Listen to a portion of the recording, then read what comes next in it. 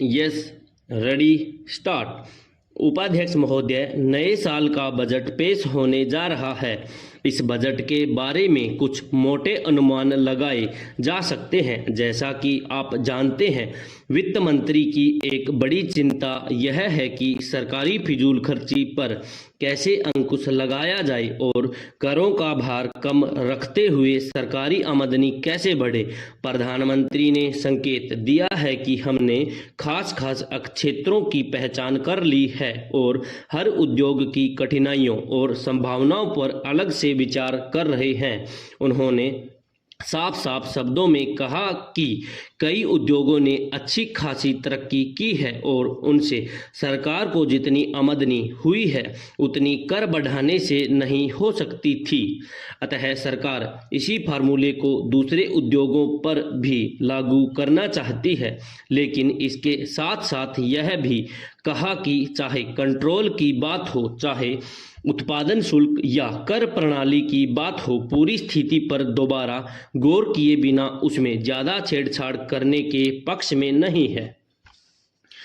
सरकारी सोच के इस संदर्भ में दो मुद्दे मुख्य रूप से उभर कर सामने आते हैं। एक तो यह है कि उत्पादन वृद्धि में आने वाली रुकावटों को खत्म किया जाएगा और ऐसे उपाय किए जाएंगे जिनसे पैदावार अधिक से अधिक बढ़े। दूसरे, अब रियायतों पर जोर न देकर कर प्रणाली को ही युक्ति संगत बनाने की कोशिश होगी। दूसरे शब्दों में, बजट बनाते हुए इस बात का ध्यान रखा जाएगा कि पहले से ज्यादा राजस्व मिले, बचत और पैदावार बढ़े और उद्योगों में पहले से ज्यादा पूंजी लग सके। सरकार का यह सोच अपनी जगह सही है, पर इसका एक खतरा भी है। कर ढांचे में जो परिवर्तन किया गया है उसके फलस्वरूप सरकारी राजस्व में उल्लेखनीय वृद्धि हुई है। अतः करों के मौजूदा स्तर पर 1987-88 में सरकारी आमदनी और बढ़ेगी, लेकिन दूसरी ओर सरकारी खर्चे बढ़ने का सिलसिला भी तो जारी है। ऐसे में सरकार के सामने दो ही विकल्प रह जाते हैं, कर बढ़ाकर आमदनी बढ़ाई जाए या गैर योजना खर्चे में कटौती की जाए। करों में ज्यादा बढ़ोतरी के न तो प्रधानमंत्री पक्ष में हैं और न ही वित्त मंत्री। पिछले 2 साल का तजुर्बा भी साफ साफ बताता है कि सरकारी आमदनी बढ़ने के लिए करों पर ज्यादा निर्भरता ठीक नहीं।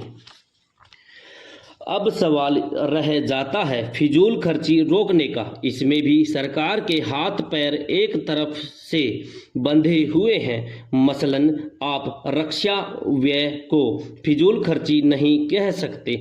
पिछले कुछ महीनों में सीमाओं पर तनाव और बढ़ा है, इसलिए यह मानना ज़्यादा गलत न होगा कि नए साल में रक्षा व्यय पिछले वित्त मंत्री के अंदाजे से आगे निकल सकता है।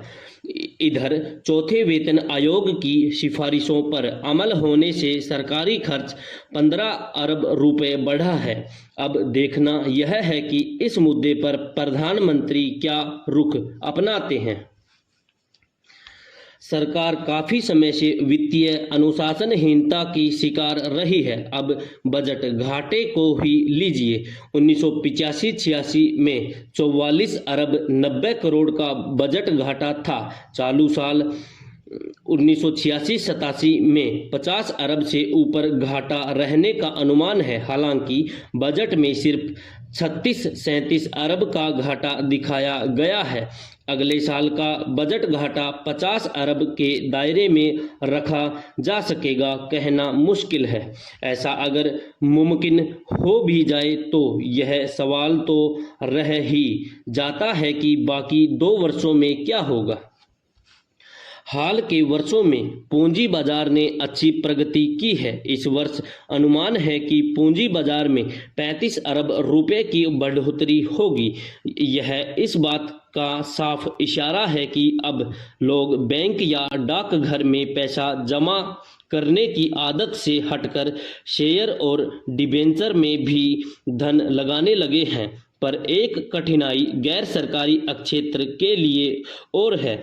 उद्योगपतियों की यह शिकायत सही है कि ऊंचे ब्याज पर जारी बांडों और कर्जे के जरिए उपलब्ध संसाधनों का एक बड़ा हिस्सा सरकार खुद ले लेती है। इस कारण गैर सरकारी उद्योग पीछे रह जाता है। मेरा सुझाव है कि इस कठिनाई को दूर करने के लिए सरकारी बांडों और कर्जे की सीमा निर्धारित की जाए। यह सीमा इस तरह से निश्चित की जाए कि गैर सरकारी उद्योग के लिए भी जरूरी संसाधन जुटाना आसान हो। प्रत्यक्ष करों में कमी के नतीजे अच्छे निकले हैं। मुमकिन है कि नए बजट में इसे और घटाने का प्रावधान किया जाए, लेकिन इससे भी ज़्यादा जरूरी है परोक्ष करों में कटौती। हमारे यहाँ औद्योगिक पैदावार पर लागत ज़्यादा आती है, जिससे चीज़ें महंगी बनती हैं और बिकती हैं। चीज़ें महंगी होने से देश के अंदर और देश के बाहर मांग बढ़ नहीं पाती।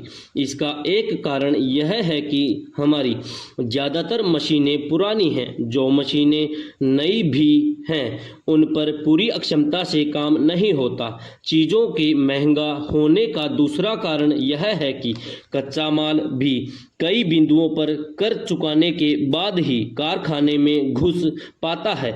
निर्माण के विभिन्न चरणों में इस्तेमाल होने वाले कल पुर्जों पर पहले ही कर लग चुका होता है।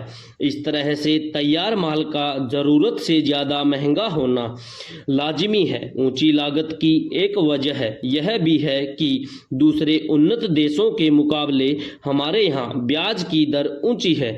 यदि लागत घटाना हमारा मकसद है तो ब्याज दरों में कटौती जरूरी है, पर शायद सरकार इस मामले में ज़्यादा कुछ नहीं कर सकती। लोगों से कर्ज प्राप्त करने और बचत की आदत को बढ़ावा देने के लिए सरकार अपने बॉन्डों पर ज़्यादा ब्याज देती है।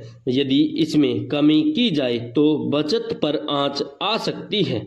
इसके विपरीत यदि ब्याज दर ऊंची रखी जाए तो उद्योगों को मिलने वाली पूंजी महंगी होती रहेगी, जिसके फलस्वरूप चीज़ें महंगी मिलेंगी।